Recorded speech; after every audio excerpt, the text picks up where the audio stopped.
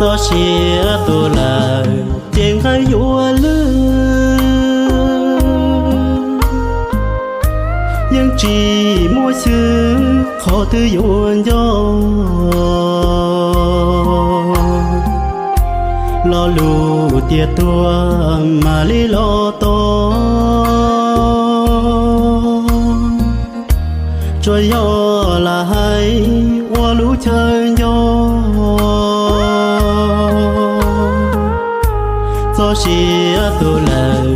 chê mua nhưng chỉ mua đan do chỉ tàu li lo lù tiệt to sau kế khâu li